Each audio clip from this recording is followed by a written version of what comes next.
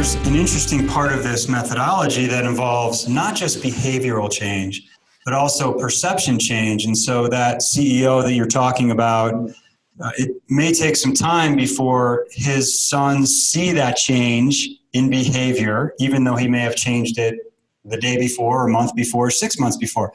Talk a bit about some of the challenges that we might be up against when it comes to perception change. Well, that's a very, very good point. We don't just get paid because behavior changes. Perception has to change. Yeah. Sometimes I've asked the question, do people really change behavior, or are they merely perceived as changing because they do all of the follow-up that we talk about? And the answer is the opposite of what you might think. It's much harder to change perception than it is to change behavior. Yeah. The best research principles in psychology is called cognitive dissonance theory. We all see people in a manner that's consistent with their previous stereotype. So, for example, if I think you're a bad listener, I'm going to look for a bad listener until I find it. Now, let me give you a simple example to illustrate why follow-up is so important in terms of not just changing behavior, but changing perception. Now, case study A, let's pretend your problem is you make too many destructive comments about people. I picked that because it sounds so simple. Just quit doing it and the problem's gone. Right. Not so simple. You go 7 months and never make a destructive comment about anyone. 7 months later, I'm your coworker. I hear you say, stupid SOBs in finance, idiot bean counters, how are we being done in the company? What's my immediate reaction? You never change. You never change. One comment will trigger my previous stereotype. You never changed. Case study 2, you talk to me and practice follow-up.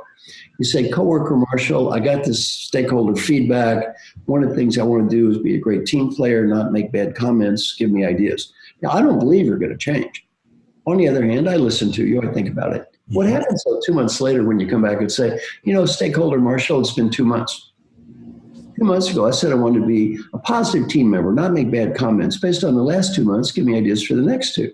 Then I say, very interesting. You're doing a good job. Keep it up. 4 months. Good job. Keep it up. 6 months. Yeah. To be honest, I didn't think you'd change at all. You worked so hard. Thank you. 7 months. Stupid SOBs in finance. I say, you went 7 months without doing that. You shouldn't have done that. Say you're rather going to apologize. Now, situation A, did behavior change? Yes. Did perception change? No. Situation B, did behavior change? Yes. Did perception change? Yes. In leadership, it doesn't matter what I think I said. All that matters is what they hear. Their perception of everything.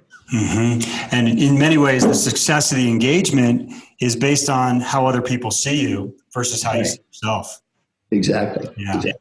So the methodology really helps to bring those two perspectives in alignment, gives you ideas for changing that behavior, and then also like a marketing campaign to help others see that change in you as a leader. Right.